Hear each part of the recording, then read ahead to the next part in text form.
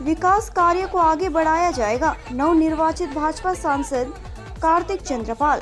रायगंज लोकसभा क्षेत्र के नवनिर्वाचित भाजपा सांसद कार्तिक चंद्रपाल ने सांसदीय जीतने के बाद आज इस्लामपुर भाजपा कार्यकर्ताओं से मुलाकात की। नवनिर्वाचित भाजपा सांसद कार्तिक चंद्रपाल बुधवार की दोपहर इस्लामपुर शहर के पार्टी कार्यालय आए। सांसद मिलने से भाजपा कार्यकर्ता और समर्थक उत्साहित थे। वहीं रायगंज लोकसभा क्षेत्र के सभी देवी देवताओं को नमन करता हूं और आने वाले दिनों में इस पिछड़े जिले को विकास के लिए आगे ले जाया जाएगा, ऐसा रायगंज लोकसभा क्षेत्र के नवनिर्वाचित भाजपा सांसद कार्तिक चंद्रपाल ने कहा था। नमस्कार।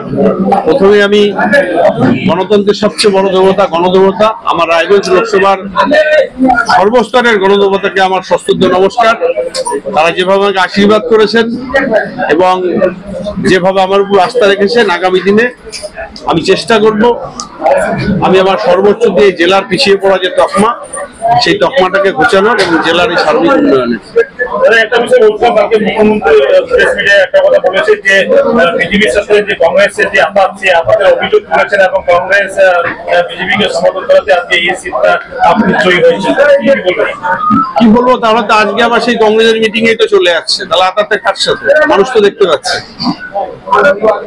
যারা এতদিনের একটা দাবি ছিল দালিভিটে এনআইএ তদন্তের, আজকে আপনি যখন এখানে কিছুক্ষণ আগে দালিভিটে এনআইএ আপনি কতটা খুশি বা কি বলবেন?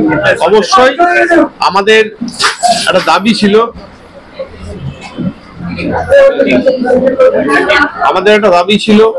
যে আমাদের এই ঈশ্বরপুরের আমাদের দালিভিট ঠিক তেমনি আমাদের কালিয়াগঞ্জের কিছু শহীদ পরিবার রয়েছে, তারা যেন ন্যায় বিচার পায়। এর আগে এনআইএ তদন্ত হয়েছিল, মাঝে এখানেও অনেকের কাছে এসেছিল, তারা গিয়েছিলেন কলকাতাতেই ভোটের প্রক্রিয়া চলাকালীন। আজকে টিম এসছে আমরা জানি, এবং আমরা অবশ্যই চাইবো এবং চেষ্টা করব যে সেই পরিবার যেন ন্যায় বিচার পায়। ইসলামপুরের বাসীর জন্য কি বার্তা থাকবে আপনার? অবশ্যই আমার গোটা রায়গঞ্জ লোকসভার সর্বস্তরের নাগরিকের জন্য আমি তো বললাম, তারা যেভাবে আমাকে আশীর্বাদ করেছে, লক্ষ্য একটাই আমার জেলার সার্বিক উন্নয়ন এবং পিছিয়ে পড়া তকমা ঘোচানো। তার সাথে আমি Islampur press club, Islampur journalist অ্যাসোসিয়েশনের সবাইকেই আমার পক্ষ থেকে সশ্রদ্ধ নমস্কার। বলছি দাদা, কি কি লক্ষ্য রয়েছে বিশেষ করে জেলাতে পিছিয়ে পড়া যে জেলা, আপনার নজরে কি কি কাজ রয়েছে যে আগামী বছরে আপনি করার চেষ্টা করছেন? এই জেলার জন্য প্রচুর কাজ রয়েছে, বিশেষ করে যেমন স্বাস্থ্যের ব্যাপারটা রয়েছে অগ্রাধিকার দেওয়া। তার সাথে আমি বিভিন্ন যে বিধানসভাগুলোয় ঘুরেছি, রাস্তাঘাটের অবস্থা খুব খারাপ রয়েছে এবং আমাদের জেলায় শিল্প নেই, আমাদের জেলায় শিক্ষার অভাব রয়েছে। এত বড় একটা জেলা, এখন অব্দি জেলা ভাগ হওয়ার পর কোনো মহিলা কলেজ নেই, কারণ বিভিন্ন ব্লকেও কলেজ নেই।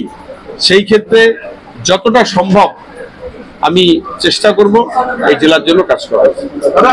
দীর্ঘদিন ধরে একটা দাবি এইমস, যখন আপনি ভোটে দাঁড়িয়েছেন বা কৃষ্ণ কল্যাণীও দাঁড়িয়েছেন, সাধারণ মানুষের কিন্তু সবার প্রথম দাবিটা ছিল এইমস। বহুদিন ধরে এই দাবি, আপনি সাংসদ হয়েছেন, কি বলবেন?